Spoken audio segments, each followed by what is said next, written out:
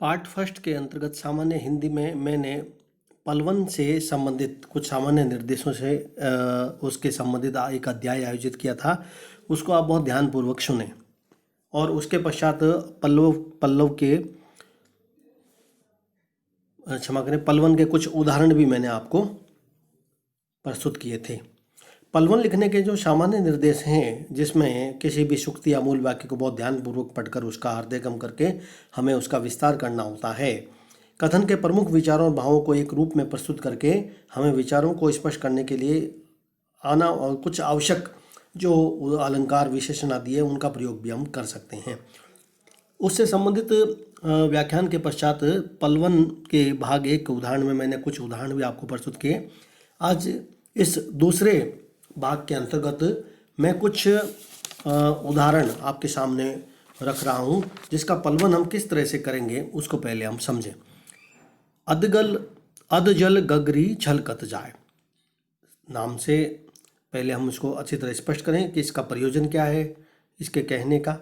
फिर इस सूत्र कथन का हम विस्तार किस तरह से कर सकते हैं और उस में व्यास शैली का प्रयोग करते हुए हम छोटे छोटे वाक्य जो होते हैं वह रखते हुए भी हम इसको और अधिक विस्तार कर सकते हैं। अधजल गगरी छलकत जाए को हम इस तरह पलवन कर सकते हैं कि सत्य है कि भरी हुई गागर को कितना ही दूर ले जाया जाए तो वह छलकती नहीं है। यानी जो घड़ा भरा हुआ होता है ना, वह छलकता नहीं है। इसके विपरीत जल से आधी भरी गागर चरण चरण पर पानी छलकाती है। भरी गागर में जल ऊपर तक रहता है, पर न वो बाहर निकलेगा न गागर डगमगाएगी। और अधभरी गागर में पानी बहुत ऊंचा नीचा होगा, फिर भी बाहर निकल जाता है, गागर भी डोल जाती है। ठीक इसी प्रकार अल्पज्ञ लोग अपने को सुविश बताने के प्रयोजन से अपने ज्ञान का थोथा प्रदर्शन करते रहते हैं। विद्वजनों का ज्ञान यों बिखरता नहीं फिरता है, वे गूढ़ गंभीर रहते हैं, वे अपनी परिपूर्णता का ढोल नहीं पीटते हैं। अधकचरे जो लोग होते हैं उनकी प्रसिद्धि की कामना अधिक रहती है और उस कामना के साथ साथ खूब वे प्रचार प्रसार करते हैं अपने अधूरे ज्ञान का, और अंततः उनकी कलाई खुली जाती है और वे कहीं के नहीं रहते हैं। अधिक बोलना एक मनुष्य की कमजोरी का सूचक है, उसके व्यक्तित्व की एक बहुत बड़ी कमी है। और यह सत्य है कि थोथा चढ़ा बाजे कणा, जो मेघ जल से पूर्ण नहीं होता वह अधिक गरजता है और वर्षा नहीं करता है। उसी तरह जो एक अधकचरे जो अज्ञानी लोग हैं वे भी अधिक गरजते हैं, लेकिन उनका ज्ञान संसार के लिए समाज के लिए कहीं काम नहीं आता। सज्जनों का स्वभाव यही होना चाहिए कि वे अपने अधूरे ज्ञान को परिपूर्ण बताने के प्रयत्न के स्थान पर उसे परिपूर्ण बनाने का प्रयत्न करें। बताएं नहीं, बनाएं ज्ञान को। तो इस जो ये मैंने आपके सामने एक सूत्रात्मक कथन रखा, अधजल गगरी छलकत जाए, इसको सामान्यतः हमने समाज के संदर्भ में जोड़ करके इसकी व्याख्या की। इसी तरीके से एक जो दूसरा पलवन से उदाहरण है कि विपत्ति जीवन की सबसे बड़ी पाठशाला है। वैसे इस कथन से स्वतः ही हम किस रूप में इसका पलवन कर सकते हैं आपको समझ में आ गया होगा, किंतु भाषा का प्रयोग है वह बहुत ही सरल और सहज होनी चाहिए आपके पलवन में। जैसे जब हम इसका पलवन करेंगे तो हमें इस तरह करना चाहिए। पाठशाला में छात्रों को शिक्षा प्राप्त होती है। जीवन की पाठशाला हमेशा विपत्तियां प्राप्त करके ही मनुष्य कुछ सीख सकता है। मनुष्य विपत्तियों से ही सीखता है और जीवन की राह बनाता है। विपत्तियां ही मनुष्य को जीवन के यथार्थ से परिचित कराती है और कल्पनाओं के आकाश से उसे वास्तविकता के धरातल पर ले जाती है। जीवन का संघर्ष तो वह अग्नि है जिसमें तपकर व्यक्ति खरा कुंदन बनता है। जीवन की भली बुरी परिस्थितियों में टिके रहने की क्षमता उसे विपत्तियों से ही मिलती है। मनुष्य जब तक सुख सुविधाओं में रहता है उसकी आंतरिक शक्तियां सोई रहती है और विपत्तियां ही आकर उन्हें जगाती है और शक्तिशाली बनाती है। सच्चे जीवन की समझ उसमें तभी विकसित होती है जब मनुष्य विपत्ति में पड़ता है, और विपत्तियों का सामना करते करते व्यक्ति अपने अनुभवों से कुछ न कुछ सीखता ही है। विपत्तियों से कभी विचलित नहीं होना चाहिए, ये मनुष्य के लिए हितैषी और उसकी भलाई के लिए ही आती है।